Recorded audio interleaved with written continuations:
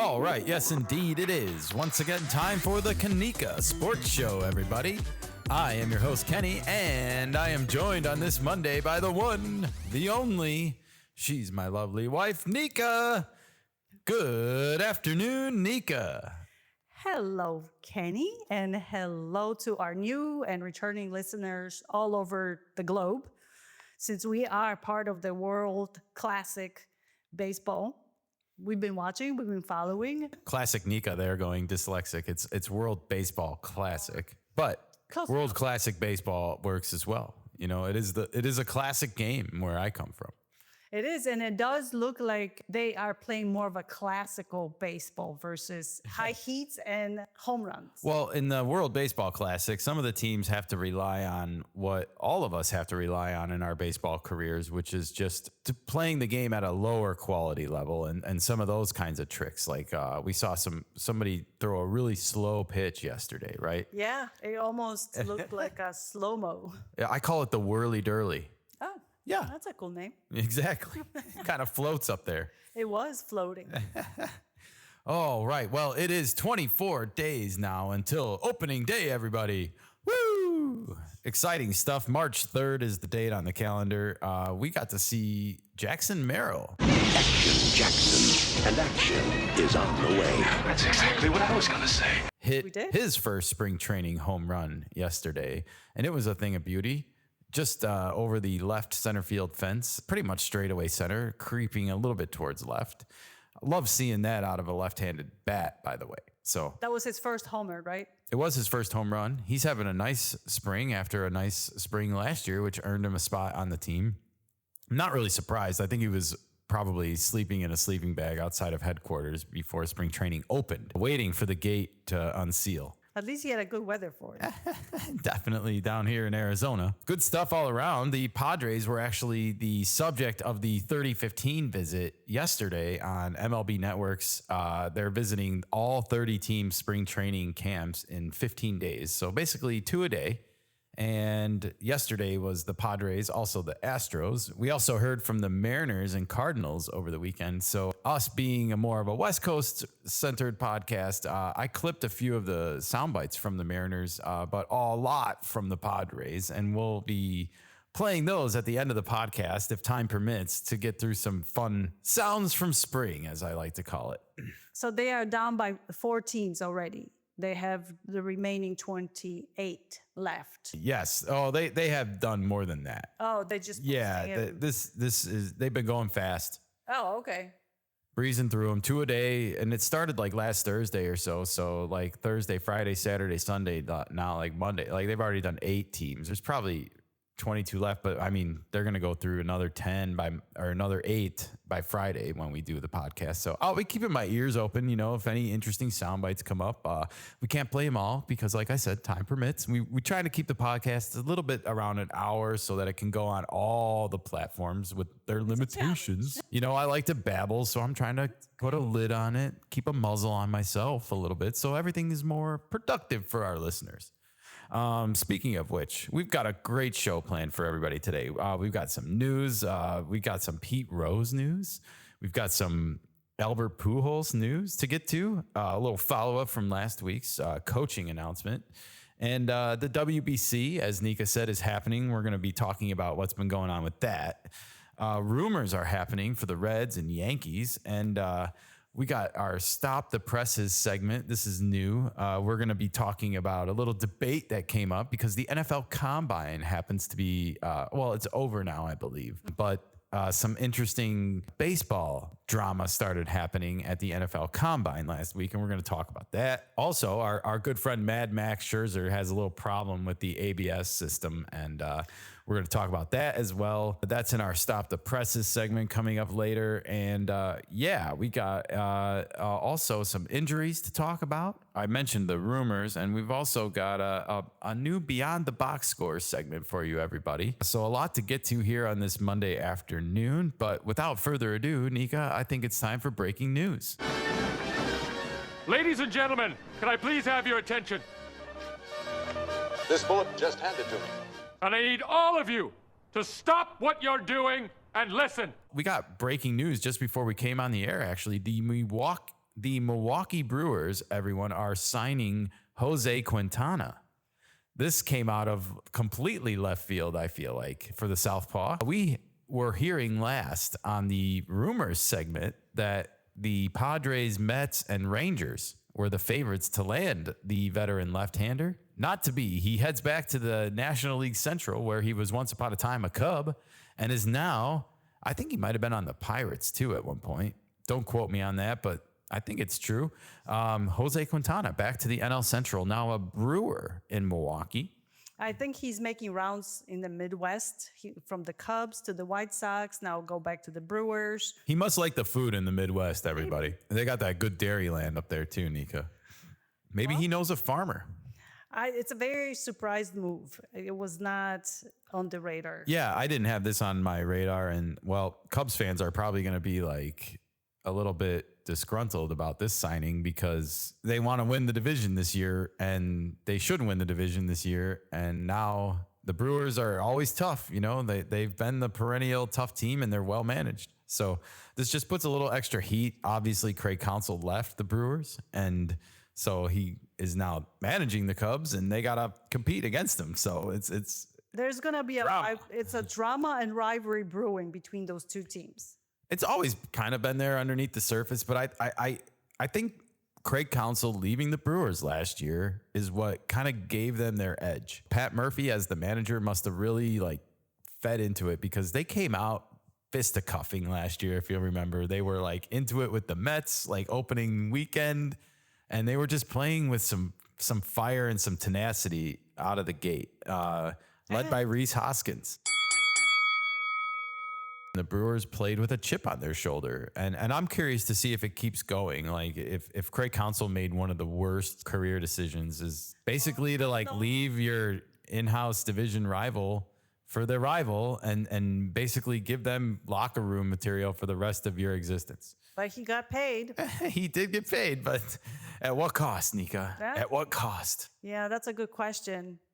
But it is a great question. And Pat Murphy won the Manager of the Year last year. He did. And now he gets a new lefty to manage. He's probably excited about that. Quintana was one of the most underrated free agents, I feel like. He's just fine wine. He gets better with age. And he did. We'll see if he continues this year. But I was impressed with him last year on the Mets. So, and I'm really surprised with their injuries that they weren't able to land him. I'll wait and see what the money looks like on this one, because we don't know. This literally is breaking. So we don't know how long and how much. We don't yet. But I would assume it's a 1-year deal. This comes off the heels, of course, of him getting scratched from Columbia. He was supposed to pitch in the WBC this week, but he is not anymore. All right. Well, we got other news around to get to, so let's get on it. Pete Rose, everybody, is being reconsidered for reinstatement. This is really not very long after his death, everybody. But nevertheless, it's happening. This is a statement from the family lawyer, Jeffrey Lenkov. He's a Los Angeles lawyer who represented Rose prior to his death and is now representing his oldest daughter, Fawn Rose, who met with Robert Manfred and an MLB spokesman, Pat Courtney, in the commissioner's office on December 17th. A quote, "The commissioner was respectful, gracious, and actively participated in productive discussions regarding removing Rose from the ineligible list," Lenkov said of the 1-hour meeting in the commissioner's office. Lenkov said he is seeking Rose's removal from the MLB's banned list for betting on baseball, quote, "so that we could seek induction into the National Baseball Hall of Fame, which had long been his desire and is now being sought posthumously by his family," end quote. Wow, no waiting period. No waiting period. If this happens, is he eligible to be in the Hall of Fame this year? I'm You not- have to vote it for the next year. They already voted this year. I'm not sure how the Veterans Committee works or if special commendations will be afforded, but I don't think so. I think they would have to wait a year. Okay. And it would be on next year's ballot. I feel like they're either trying to capitalize on like the emotional impact of his death right now and get it done and over with, because I think, most baseball fans want to see Pete Rose in the Hall of Fame, even though they know what he did was wrong.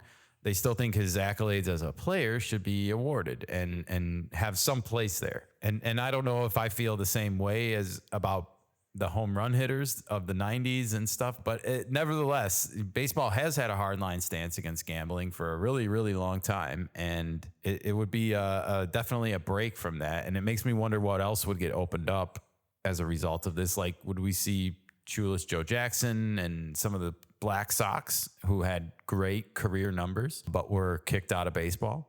Well, somebody from their families will have to initiate this whole thing, or Perhaps. I mean, it'll just be something that probably evolves over time, you know. And Okay. if one gets undone, what else will get undone, and what? right? But does that open doors for anybody, or family has to engage and try to get that going?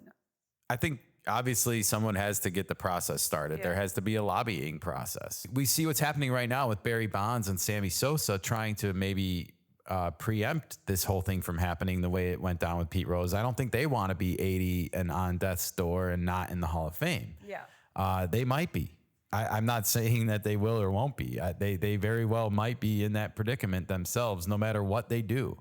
But we've also seen that they are trying to rehab their image. You know, they are trying to become ingrained as a part of baseball again, so that it just looks and feels like, oh, we belong together, and everyone kind of forgives and forgets. I feel like we are holding the sports players to a higher standard than like political figures. It's ingrained in the media this way, and it's terrible. So you see why things are the way they are when sports figures are held to a higher standard, when it's just a game. All right. Well, we'll wait and see what happens with Pete Rose. Obviously, it's going to be a big story if he gets in. So Definitely. we'll be following. But meanwhile, Albert Pujols, who we announced last week was going to be managing Team Dominican Republic in next year's World Baseball Classic, he is also apparently wanting to be an MLB manager as early as next year. So I'm curious how that's going to work. Is he going to be managing a WBC team and a pro team at the same time? Like, that seems like a lot to juggle. So I guess if he gets a major league job, he would have to give up his WBC job. And honestly, I would do it. Like, the amount of money you would get as a major league manager and the opportunity, you might not ever get it again. The interesting thing that comes up is, who would he actually manage next year? Like, where is there going to be an opening? Right away, you think to St. Louis and Anaheim, because those are the two teams he played for. And Ron Washington seems pretty cemented right now, at least in Anaheim. It's only year number 2, and they just started a new thing together to change the culture there. And St. Louis, I don't know what to make of St. Louis anymore. I guess anything could happen, right? And it seems like Oli Marmol is like the guy, but is he? I don't know. They seem very disorganized in St. Louis. Well, I feel like anything could happen there. So that could wind up being a crazy possibility. I guess when you look around baseball, it's tough to look at what managers would be on the ropes at the end of this year, because Cleveland got a new manager, Cincinnati, Milwaukee, Chicago Cubs recently, Chicago White Sox, Mets, Yankees just extended Boone. Mike Schultz there extended at the Padres. Dave Roberts ain't going anywhere. He just won a ring. Bob Melvin, maybe. Dan Wilson, he's a first-year manager basically with Seattle. I don't think he's going anywhere. I don't think he would have taken the job. You know, Bochy might resign again, so Texas's job might open up, but Pujols doesn't have any ties to Texas that I know of, so it's just kind of an odd pairing. Yeah, it is. You know, is he going to stroll in a cowboy hat and be like, I'm the new sheriff in town? Maybe. All right, well, maybe we'll have AI generate a Sheriff Pujols image for our show today. Fun stuff. I love that AI cover art we make, by the way. I know it's fun. It's fun. Let us know if you guys are enjoying it. We've been having a good time making it. All right. Well, speaking of the WBC, Nika, we've been watching the new WBC tournament going on. It started yesterday afternoon. We were treated to China taking on Germany to start things off. And then last night we had Brazil and Colombia. We had a no-hitter going in that game for a while, but it was not meant to be. Nevertheless, Colombia, they won big last night, and they got off to a hot start in this little round-robin tournament, it's called. And Germany, they won by slaughter rule against China, 12-2. Now, there is baseball going on already today, and we have Brazil leading Germany 4-1 in the bottom of the fifth. So it looks like we're not going to get this classic 2-0-2-0 matchup on the final day, basically before the final round robin game. So in case you're aware of how this works, like every team plays each other in a 4-team setup, 3 games total. Whoever has the best record gets an automatic berth into the WBC next year. Whoever has the bottom 2 records, so number 2 and number 3 out of 4, they play each other on the final day, which is going to be March 6th, which is Thursday. So this will all be over by Friday, and we'll be able to report on who is going to be advancing then. But we were kind of hoping that Germany and Colombia would go undefeated till tomorrow because they are scheduled to play each other tomorrow. And I think out of all the teams, those are the teams we were kind of hoping to see advance here, just based on, you know, Germany's cool because it's close to Poland and we're Polish and you're German. So it's a little bit home hitting. And Colombia just has some good major league players on it. Out of these 4 teams, Colombia seems to be the most major league ready. And Germany comes from Europe, so you don't really hear a lot of baseball, European baseball. So that's why we just want to have them represented, I think. Yeah. Fun times. But yeah, so we'll have to wait and see how this one ends up today between Brazil and Germany. And Colombia takes on China later tonight. And then, like I said, we got that Germany-Colombia matchup tomorrow and China and Brazil. So we'll wait and see how it all shakes out. I'm not expecting much from China, but who knows? Maybe they'll surprise me. Anyways, yeah, World Baseball Classic's going on, and it'll be over by Friday. So make sure you check it out. It's on everywhere, by the way. I'm looking here right now on the main page, but it is on YouTube. It's on MLB.com. It's on basically like a lot of places you can stream, and it's free. It's free. So I think it's on Facebook as well. But just keep an eye open for it if you want to watch. It's like I said, it can be a different brand of baseball. Some floater pitches, some whirly-durlies, but good stuff. All right. Well, we spent a lot of time on the World Baseball Classic, everybody. It is time to get to our newest, one of our newest segments, Stop the Presses, everybody. Stop the press. Listen, I'm sorry about what I said. I was being an idiot.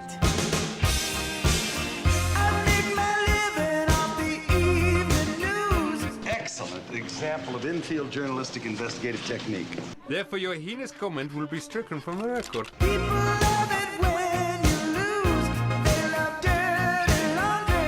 just happened to notice that our presses aren't running, which strikes me as rather odd since we are, after all, a newspaper.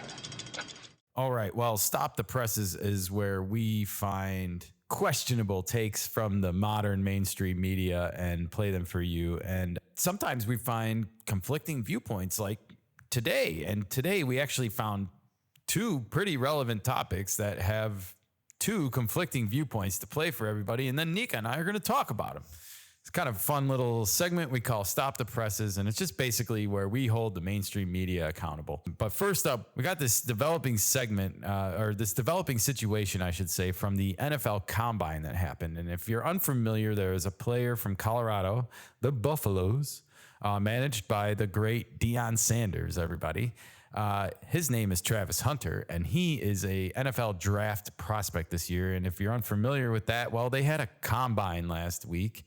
And that's where all these guys show up and do drills and sprints and all this fun stuff in front of all the general managers and get their measurements taken. And, you know, they're basically entered into the system, I guess, if you want to call it that. And it's their first major step towards becoming NFL employees. There's a lot of media that go to this NFL Combine, and Travis Hunter got some microphones put in front of him, and someone asked him about Shohei Ohtani because Travis Hunter is the equivalent of Shohei Ohtani in Major League Baseball, and that he plays on both sides of the football. He plays offense, wide receiver, and he plays defensive cornerback. And in the NFL, he wants to play on both sides of the ball and be a 2-way player in football. So we have Stop the Presses and Daily Double in one. Ooh. Exactly. So, yes, this is a daily double officially. This is number 1. And here is Travis Hunter himself explaining to the reporter his take on the situation. What's more difficult for you doing football or what Ohtani does? Probably me, what I do in football, because it's a lot on your body. You know, Tony, he's a great player, but you got to do a lot in football. All right. Well, he obviously feels like what he does is more taxing, at least on his body, and therefore more challenging. And well, I'm going to hold my opinion for a second, but I think what I definitely would say with Travis Hunter is anybody in his position right now is going to try and raise their draft value, right? Absolutely. Like, and try and become picked higher and higher, because the higher you get drafted in the NFL draft, the more guaranteed money you get as a rookie. And it's like a set pay scale. Anyways, here is Trevor May, who is a former major league pitcher for the Twins, the Mets, and the A's. And he's also a Twitch streamer nowadays, apparently. He was on MLB Network Radio talking about this very topic. And here's what he had to say about it. There are good points that he makes. But when it comes down to, I think, hand-eye coordination and just like, one of the most unique things there is in sports is hitting a ball. Like there's nothing really that compares. And also throwing a baseball is different than any other sport. Like cricket's the only thing, and softball, which is also just the same type of sport. Like all the other sports, the skills don't translate. So like if you're trying to, that's why Deion Sanders and Bo Jackson are so amazing. It's because like the skill sets don't just naturally translate. You have to be good at both things. So I think in baseball, pitching and hitting, they're so different and they don't really translate, that like to be as good as you are, as Ohtani is at both, is the most impressive thing in sports ever. All right. Well, Trevor May, we can hear where he stands on this. He thinks Ohtani has a much more difficult job. Boy, I'm torn on this one. I understand how hard it is to hit a baseball and pitch. No doubt. But you have to also take under consideration whole body. You do have to run a lot when it comes to football. I have a hard time looking at a lot of major league hitters and players just in general and seeing them play both sides of the football, right, like up and down the field, every play. If you've ever worn shoulder pads, everybody, you will know your shirt is drenched afterwards with sweat. You expend so much bodily fluid, and you need to replenish your bodily fluid so much faster. These baseball players barely break a sweat during the game. Unless it's humid and it's in Georgia, then they sweat profoundly. Remember Dylan Cease from last year? Well, that is happen. That does happen. Absolutely. That was the Orioles, I believe. There was a game, and there was also a game in Pittsburgh, right, where it was really humid. St. Louis. Oh, St. Louis. That's right. The humidity was terrible. Yes. I think the Padres couldn't wait to get out of there. It was so swampy. Oh, man. Bringing back memories. But with football and baseball comparison, it's two different sports, two different amount of energy that you expend. Yeah, but I just think the baseball players are too pretty for the NFL. Most of them, they're afraid to get their hands dirty like NFL players are.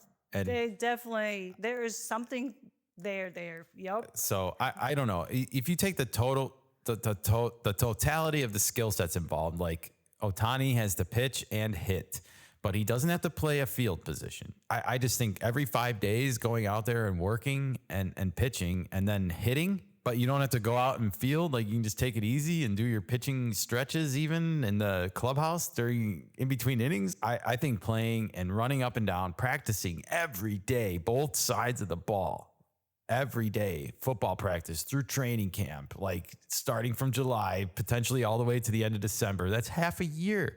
I mean, you're literally every day doing this. I don't want to hear this. This is totally left out of the conversation. What position does Travis Hunter play right now? Wide receiver and cornerback. So it's basically the two players that cover each other. Okay, so he will continue to do these. He wants to do both. Yeah.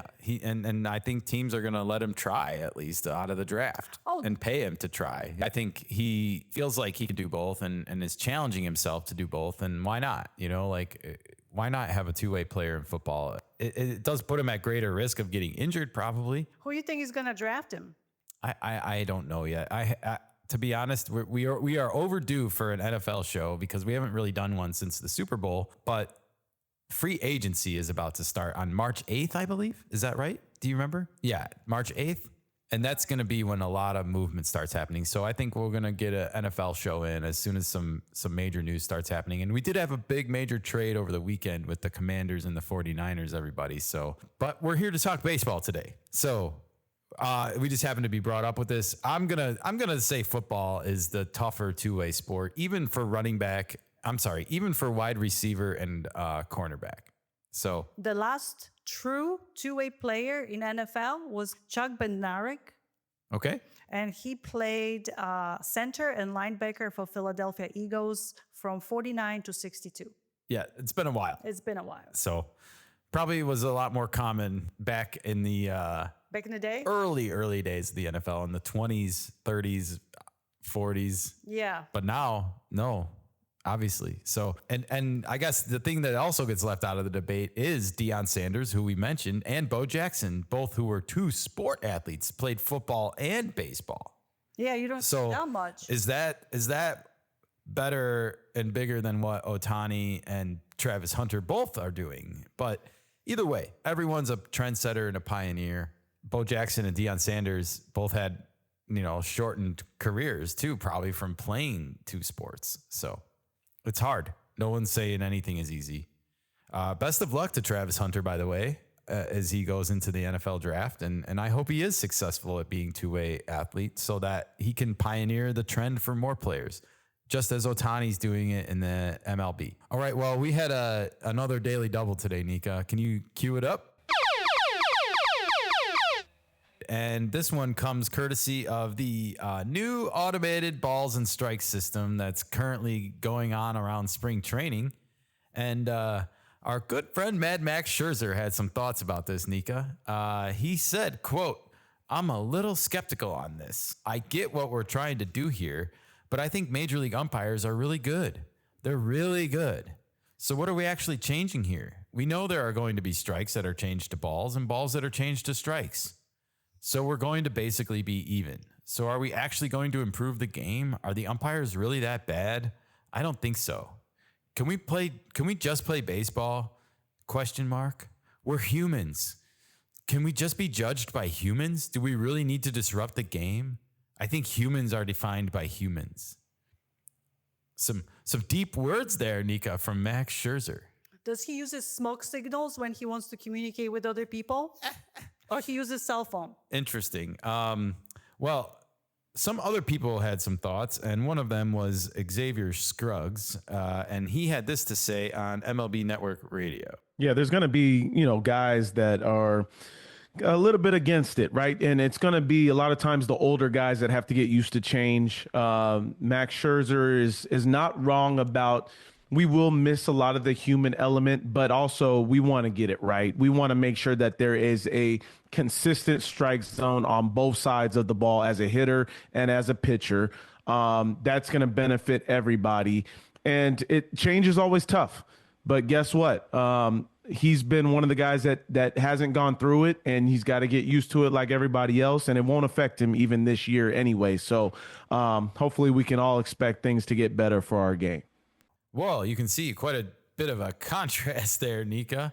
Xavier Scruggs, by the way, is a former first baseman. He played for the St. Louis Cardinals and the Miami Marlins in the MLB. He also played in the Korean Baseball League. So he's got some pedigree behind his words here. And I agree with him. I agree with him 100%. Like, this is not disrupting the game. It is fun. It makes the game go faster. It keeps fans engaged with the game in the actual stadium and gives them something to look at on the scoreboard. Yeah. So I like it. And I think the more opportunities we have to get calls right, we should take advantage of it with technology. And this is one of those things. Also, Max Scherzer, please go watch an Angel Hernandez highlight reel from last year. A guy that still is, I don't know, did he finally get asked to leave? But the fact that these things were allowed to happen and exist for so long is why this system is so popular with fans. Also, Max Scherzer is on his way out. He doesn't have a new career coming into to be a starting pitcher. he is on his way out.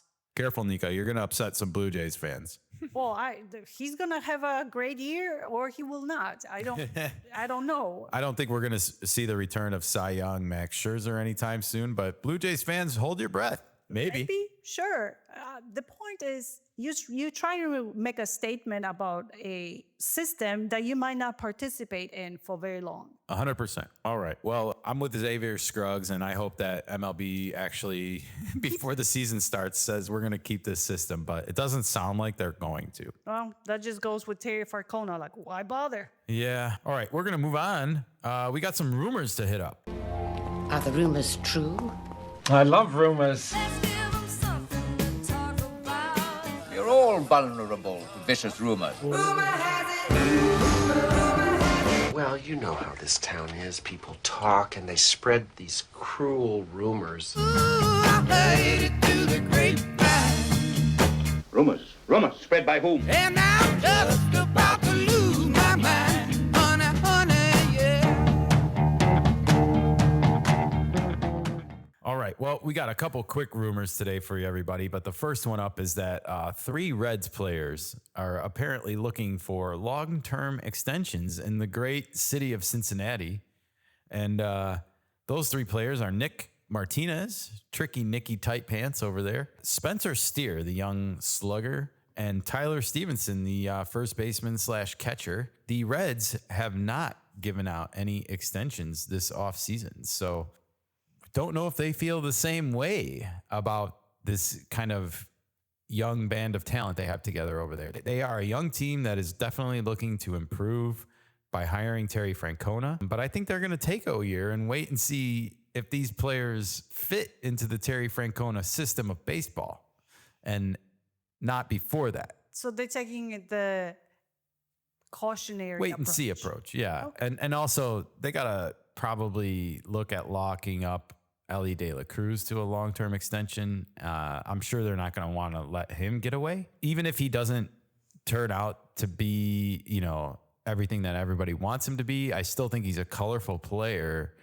that is going to bring in some fans. Well, I don't think he reached his ceiling yet. No. And he is very fast and has a lot of tools. And I think, they're obviously hoping Terry Francona can bring out more of those tools, cut down on those strikeouts, make him a better hitter. He's got it all. He can bat both sides of the plate. He can hit inside the park home runs. He's fast. He can steal bases on a whim. I mean, he's got all the tools you want in a baseball player, but I don't think he's put the discipline together and been given the coaching throughout his life yet that can make him great. Can Terry Francona do it? The Reds certainly hope so. All right. Well, we'll wait and see what they do in Cincinnati, but the New York Yankees, everybody, are eyeing up free agent DH JD Martinez, formerly of the Dodgers and last year the Mets, everybody. So this all has to do with Giancarlo Stanton and the status of his elbows and the fact that he's going to be starting the year on the injured list. So I guess my only question is like, what happens when Giancarlo comes back? You can't have 2 DHs. So I don't know. I'm not really buying this rumor yet. I think this is a little bit far-fetched. I think JD Martinez might be asking like, hey, what happens when Giancarlo comes back? So he's like in his 30s, right? As JD Martinez, he's going to be 36, I think, he's this out year. there. Yeah. But I mean, he still proved valuable for the Mets last year. And I'm really surprised nobody's taken a flyer on him yet. Even the Mariners. Even the Mariners. They didn't go for Justin Turner first. Yeah, I know. The Cubs, they took a 40-year-old over a 36-year-old. So, all right. That's all the rumors I got, Nika. Just a little short rumor segment today, but that's to be expected because the season is winding down. The off season is winding down. Spring training is in full swing, and Jeez, we haven't had a game yet, and you. Well, moving into our next segment, which is going to be our injury report, just to kind of put a bow here on the rumors, as more injuries happen throughout spring training, you might start to see more rumors pop up with teams looking to plug holes, especially after we get through this walking wounded list. Good Lord. Are you ready, everybody? Ready? Yes, doctor. Doctor, give me the news. I must confess, you have an astonishingly good idea there, Doctor. Damn it, man, I'm a doctor, not a torpedo technician. Dr. Harris. Yes? Do you concur? Is there anything you can do, doctor? Somebody give me a doctor. Somebody give me a doctor. Speaking of the Yankees, they lead off this week's injury report with 2 fresh new injuries. Starting pitcher Luis Gil, the rookie of the year last year for the American League, he is getting an MRI. He has shoulder tightness. They are awaiting back word on what the diagnosis is going to be here. I guess the one saving grace, if you're a Yankees fan, is this isn't his elbow. But man, shoulder injuries in spring training are they can go one of 2 ways. You know, one is like it's just an extra long stretch out period because he was used a lot last year, or he's going to have a rough season. I think he's going to have a rough season. Well, Yankees fans are really hoping you're wrong, Nika. I hope so too, because he is an up-and-coming pitcher. Yeah, we don't like to see these young up-and-coming pitchers get their arms ruined, you know. But again, who knows what kind of mechanics he's using. All right, well, on the other side of the ball, in the infield, DJ LeMahieu is having an MRI. He tweaked a calf muscle, according to Aaron Boone. So now the corner third base infield spot is once again, I guess, up for grabs because Jazz Chisholm's moving to second base. I don't know what's going on with the Yankees infield. I don't think they know anymore. They have a similar situation as the Red Sox with the third infield, all these position players not knowing their jobs before the season. Well, it's like the Red Sox got 2 third basemen and the Yankees don't have 1. So like, and no way do they want to help the Yankees out at all by giving them 1. Hell no. So, hey, drama. Baseball drama. All right. Well, we're going to move from New York to Detroit, the Motor City, everybody. Parker Meadows, the rookie last year who came on strong for the Detroit Tigers and helped them get into the playoffs, he has a nerve issue in his right arm. That sounds a little bit funky. Sounds painful. I hope that this isn't something that's going to like detract his whole season, you know? Like I get nervous when I hear things about nerves and pain and, you know, obviously we all get a pinch or a feeling every now and again, right? But like this has to be somewhat serious if it's causing him to go on the injured list right now. Yeah, what do you do? Rest it? I mean, I don't really know. They didn't seem to know yet, like what the diagnosis is going to be. Meanwhile, Matt Vierling, who's an infielder, outfielder for the Tigers, giving them some depth. He has a rotator cuff strain, and he's also like questionable for opening day. And now, all of a sudden, the Tigers are probably wishing that they would have signed Alex Bregman because they're starting to look a little thin in spots where they had a plethora of players they no longer do. Interesting stuff happening there. All right, well, moving on. We got some breaking news this morning, actually, out of Atlanta, and that is that catcher Sean Murphy, who I believe was injured last year to start the year. That might be right. That might be the year before. I don't exactly remember when, but he has a broken rib, and he is going to be on the injured list and miss 4 to 6 weeks. Sounds pretty serious. Wishing him a speedy recovery. More broken bones, Nika. All right. Jeff Criswell, everybody, on the Rockies. Starting pitcher, he is out for the season. Another Tommy John victim. It's an epidemic, folks. We have like literally an episode, it feels like, going all the way back to the start of this podcast and when we started doing injury reports. Yeah. Not a joking matter. All right, Washington Nationals fans have been holding their breath because James Wood has been dealing with some quad tendonitis. He is back to DHing, and he is expected to be ready for opening day. So good to see him on the field. Andrew Abbott for the Reds, he is doing better. He had shoulder stiffness when he got to spring training this year, but he threw a bullpen session, and he is feeling good and says he's going to start the season in the rotation. I guess we'll see if he can get ready. And Manny Machado, he is day-to-day with back tightness. Just hopefully nothing serious here going on because he was just bragging about how healthy he and the whole team were. So don't want him to jinx it, and definitely want to see the Padres star players kind of have a collective healthy season and see what that looks like together. And speaking of back tightness, Corbin Carroll in the NL West, like Manny Machado, also dealing with a bout of back tightness. And I actually caught a little bit of audio from Steve Gilly Gilbert on MLB Network this morning. He was on with Matty V, Matt Varsigian, and Harold Reynolds, who are seeming to be the off-season morning team, everybody. Let's hear what Steve had to say about Corbin Carroll's injury here. We talked to him after he left that game and got some treatment. He said, he varied his routine. They had to go out to Surprise, which is about 50 miles away. So he doesn't usually lifts after a game, but knew that he wouldn't have access to the weights in Surprise. So he lifted before the game. He thinks that may have contributed a little bit to it, but he wasn't overly concerned. It was just a little tightness. He's going to take today off. They have an off day tomorrow, and then they'll see how he is on Wednesday. But he was neither he nor Torey Lovullo seemed very concerned about it. Well, luckily, it sounds like this isn't anything too serious here. Wishing Corbin Carroll a speedy recovery. He has a really bad history with shoulder injuries, and the shoulder can be tied into the back. So I guess you kind of want to make sure that these things all are working in harmony with each other, right? Absolutely. So that's our injury report for today. I think we probably missed a couple out there. So if we missed one of your players, everybody, no hard feelings, and let us know which ones we missed, and we'll make note of it. But speaking of Corbin Carroll, I caught all of the Steve Gilly Gilbert's audio here, and it became the subject of our new segment, Beyond the Box Score, everybody. And apologies, I haven't made a musical intro for this yet, but I will. I promise it's coming. I love this segment.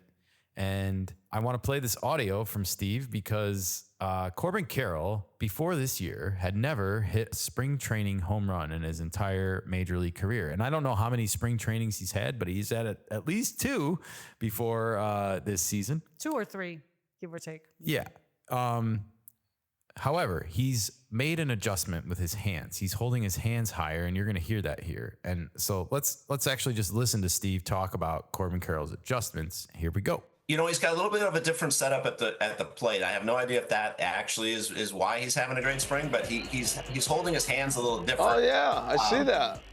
Yeah, his bat's not angled down as much as it used to be, so it's helping him in his load.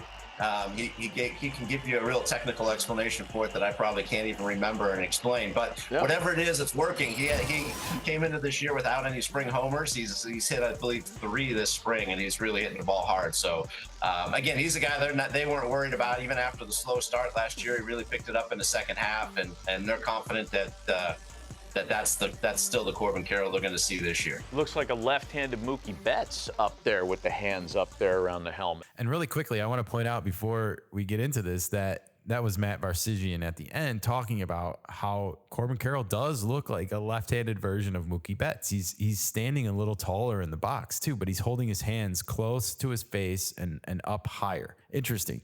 It's very interesting considering they are very similarly built.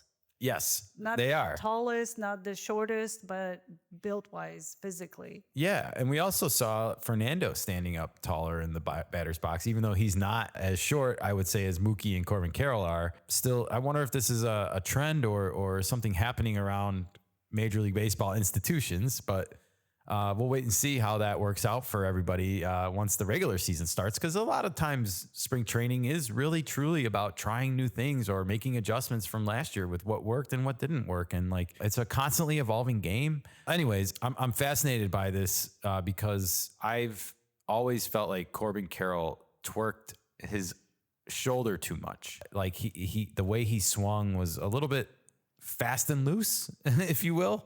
And I felt like that's why he was injuring his shoulder. You're right, because I remember you mentioning this when, a couple years ago when we first got introduced to Corbin Carroll, that his stance needs some adjustment, that he will have to make a second adjustment because the way he twerked his back, not to get it injured again. No, it's interesting. So we'll definitely get to see a lot of this here in the NL West, as we'll be watching a lot of NL West baseball this year. And I'm excited to see how Corbin Carroll does. The one thing that stands out to me about Corbin Carroll is we're the same height and weight and both left-handed. So I kind of got to root for him, right? Yeah, sure. Even though he's in a division rival. Well, the Diamondbacks are getting good this season. The Diamondbacks look tough. They look really tough, everybody. Yeah. Look out for the Snakes. All right. Well, that was fun. And that was Beyond the Box Score. It's a fun little segment. We did Blake Schnell on the previous episode, so if you missed that, be sure to go back and check that out. All right. Other than that, I don't have much left for today's episode, Nika, other than a couple highlights from the MLB Network's 30-15 segment, everybody. Oh, does it include a drinking game? There is a new drinking game, and it is courtesy of our favorite player, Fernando Tatis Jr. Can you hear the drums, Fernando? How many times can Fernando say amazing in one interview?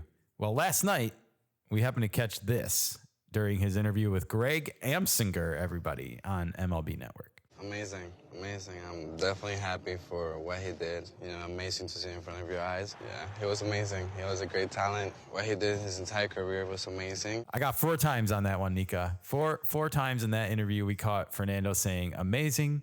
So 4 shots of tequila. If you take 4 shots of tequila, you'd be done for the rest of the day and tomorrow, most likely. Me? Yeah, I would be totally in the brown bag and not coming out for sunlight. Whew.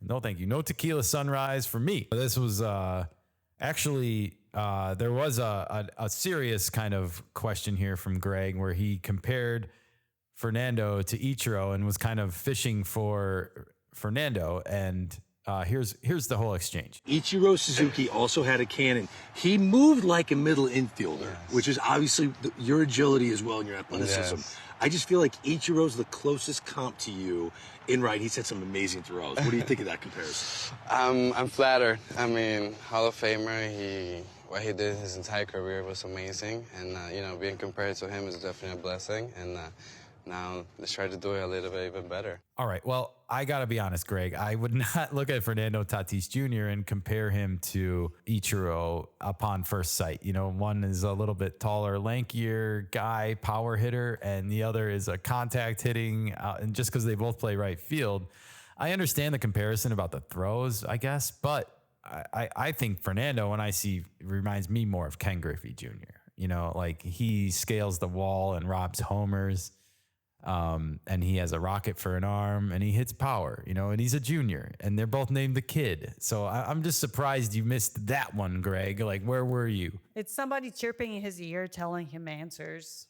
I think they're just talking about Ichiro because he got inducted into the Hall of Fame. But I mean, this is just unnecessary promotion. Ichiro is great by himself. He doesn't need the extra comparisons or promotions. And that's why Fernando's answer was politically correct. Of course. And you're going to be flattered, right? Of course. Amazing. All right. Well, on to some serious stuff. Someone was asking Dylan Cease what his favorite pitch to strike out hitters with was. And I was like, are you serious, man? You really need to ask Dylan Cease this? Well, Yonder did it. Yonder Alonso, everybody. Your favorite pitch executed perfectly that you can remember right now. Take me through that. Which one is it? Off the top of my head? Yeah. Man, there's a lot of sliders, obviously, I can think of, especially in 22 when I feel like I was putting my slider wherever I wanted to. Yeah.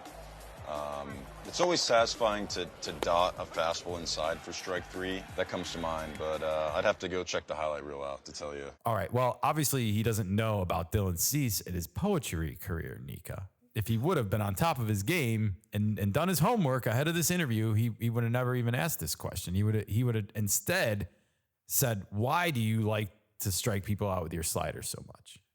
That would have been a better question. But well, he didn't get any slider poetry, and but I want to hear some. Can you play some for me? Poetry? Oh, slider, slide. Oh, slider, slide. Past the batsman, I send that round cow high. Sure. Thanks, Nika. All right. Well, good luck making that slider slide, Dylan, this year, because I want to see it. And a lot of people picking big things for Dylan Cease this year. He's a free agent pitcher after this year, and that tends to usually lead to good seasons out of people because they want to get paid. Of course. I just hope he stays with the Padres. He might get traded before the All-Star games. Well, we'll wait and see what happens. There might be some maneuvers to be made out there. Yeah. We'll see what happens. AJ, always cooking up deals, but we both like a lot of the players on the Padres and don't want to see them go, including Michael King, Dylan Cease, Luis Ariz, but it's also a business and some of those moves might need to happen sooner or later. Yeah. We'll wait and see. All right. Well, on to the serious things here now. We heard from Nando and we heard from Dylan Cease, two of the jokers on the team, I would say. But now we got to hear from the team captain, Manny Machado. He was asked, what are the keys to success for the Padres in 2025? I look at this roster, a bunch of special players all around, but what's going to be the key to this year's team? Biggest thing is, man, just keep playing as a team. You know, I think it's if we handle the baseball, we handle the team, team defense, team baseball like we did last year. You know, moving guys over. You know, I think the biggest key for us, I think offensively, I think we're gonna have a good year, right? We have Toddy come back healthy. Myself, Bogey's gonna have a big year. Jackson, obviously, we're gonna you know, lead with him as well. But I think defense is going to be the key for us. We, with our pitching staff, how we pitch, you know, use Petco to our advantage. You know, we clean up that defense and we become a top defensive team. I think, you know, that's going to take us a long way. And I really love this answer from Manny because it speaks to what we saw last year as being the success for the Padres, which is just they play as a team. And we feel so many teams around baseball just lack playing as a team together. They take selfish at bats. They try to hit home runs. And the whole Padres mantra of taking what the game gives you is a team philosophy. Yes. So I hope it continues from last year to this year. Yeah. And it just gets improved even more. I would say, I think it's going to continue. I just hope they continue to execute and not give people at bats. And yes, Fernando, you want to swing hard on the ball. It doesn't mean you have to swing outside of your body. You can let your body do the work for you. Be confident. Be confident in your own mechanics. And less is more. Yeah, but I love this answer from Manny, and it just kind of shows me that the team philosophy is not a one-off. Mike Schilt came here to San Diego and is changing the culture of this baseball team. And he has almost the perfect enforcer in Manny Machado. Speaking of which, let's hear from Mike Schilt. Is it intimidating, Mike, to watch the Dodgers spend over $500 million this offseason to add to what was already a great team? No. Why not? Because we only take care of what we can control. You know, we think about the Dodgers. You brought it up. You know, we respect it. We compete against them.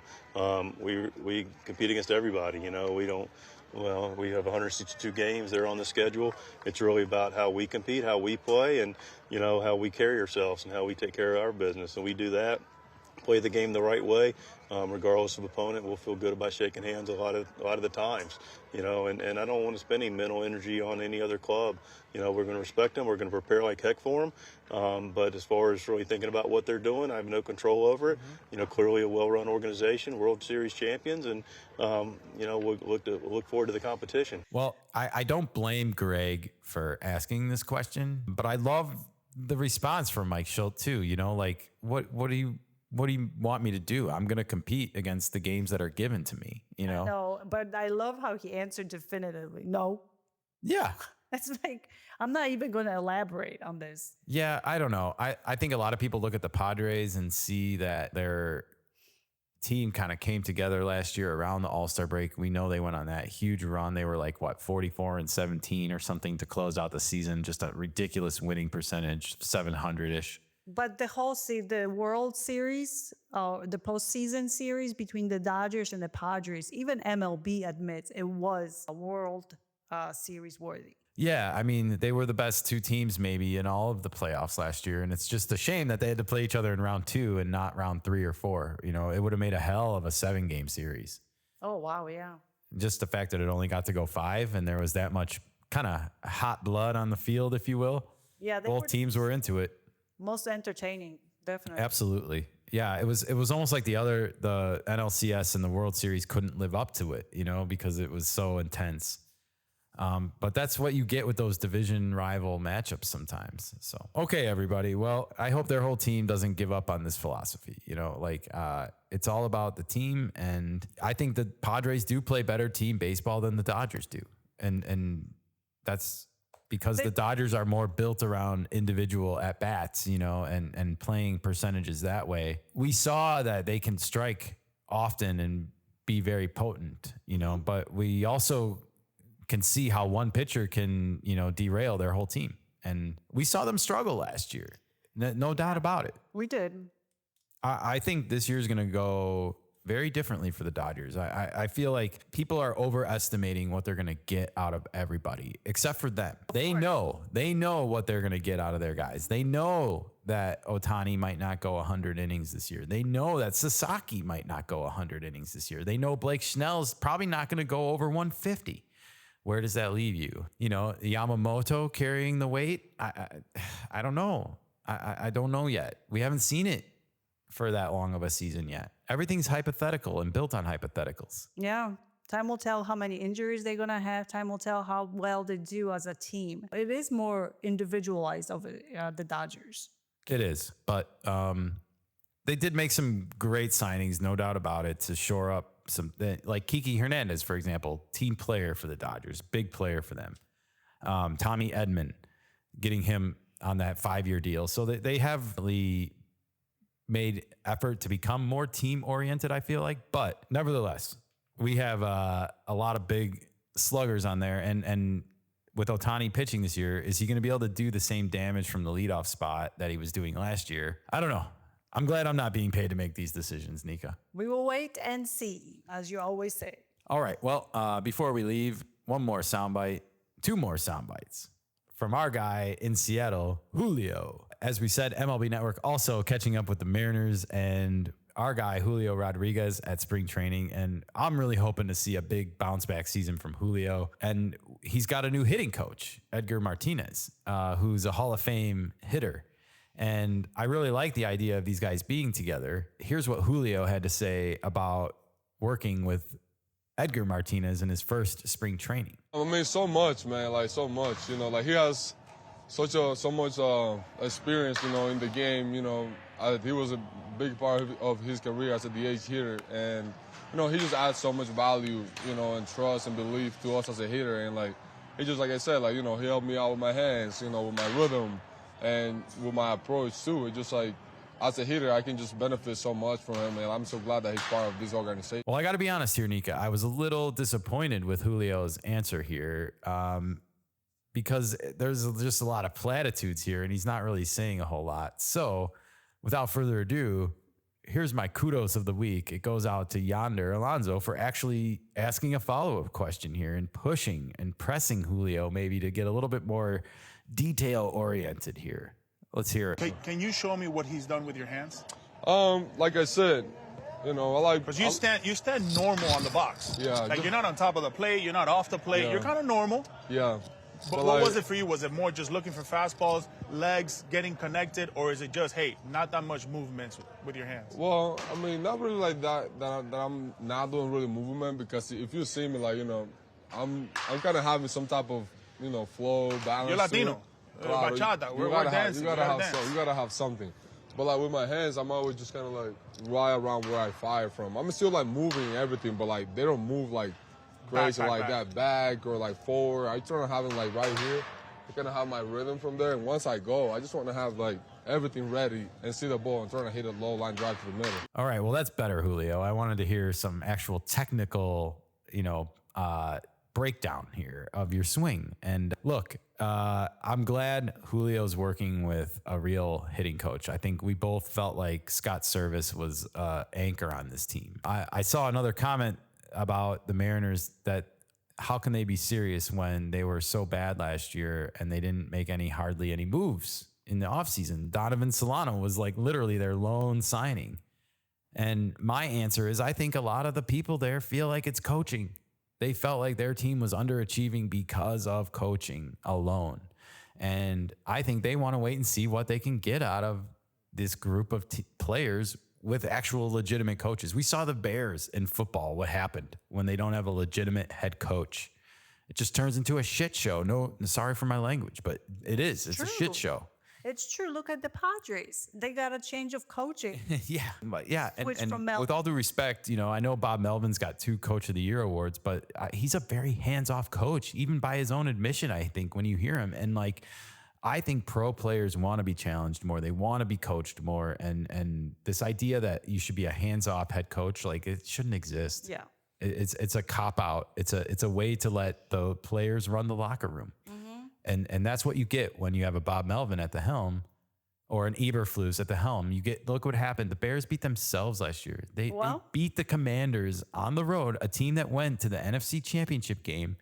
They had the same record in that game. It was in Washington. The Bears came back, beat them on the road, only to give it up with 20 seconds left on a Hail Mary. And it was because of an arrogant players mocking the stands right before the ball was hiked and wasn't in position where he was supposed to be to make the play. Coaching. Lacking discipline and no respect for the coach. Well, the Bears coaching staff lost the locker room before the season started. And Scott Service, I think, lost the Mariners locker room last year because they just weren't. They weren't trying. They were leading. We saw some of those games offense. We were like, where is it? You know, it will be good indicator for the Giants and Melvin this season. Yeah. There will be his second season at the helm over there. And how well they're going to do, well, we'll have to wait and see, I guess. But well, I'm not expecting big things out of the Giants. And it's because I just think at the end of the day, they're going to run out of coaching. You know, and they might have a decent season, but there's a ceiling with Bob Melvin as your manager. And when you have a situation, I think, where you have stars and egos and how to manage egos want to still be challenged and be told, hey, there's room for you to get better. that's because egos don't fit into analytics. Yes. Bob Melvin is very analytical coach. He goes by paper. That's it. Where you have to manage egos, you got to be a little bit more than just analytics. Yeah, it's managing egos, managing in-game scenarios, and kind of matching those against each other in a way too. Oh yeah. And that's the part of the job that's twofold that I think a lot of people don't see. They see like, oh, you have to make all these decisions and stuff, but you also have to manage all these emotions and egos. And these are guys that got to where they got to because they are some of the most competitive in the world, except for Anthony Rendon. Well, the Dodgers gonna face that problem this year. There's a lot of egos on that team. A lot of egos, and I've maintained what happens when shit hits the fan. What happens when you lose 3 in a row with that much talent in your locker room? Yeah, what happens? And how quickly do the finger points come out? And what does that do to the dynamics? To the dynamic, it doesn't matter if it's May or it doesn't in September. You know, doesn't matter. We're gonna be here to report it on. We are right here on the Kanika Sports Show. Everybody, thank you once again for joining us. Boy, oh boy, we got to get out of here and wrap up. Before I go, feel free to email us or reach out to us, follow us. We need all of the help and support we can get. And we are going to be back here again on Friday with another episode where we fill in all these buckets. News, stop the presses, rumors, injury reports, behind the box score. We're here for it all. And we'll probably clip some more 30-15 segments this week as those are happening. World Baseball Classic news. We'll be here to report on it all. See you guys on Friday with another episode of the Kanika Sports Show, everybody. Bye.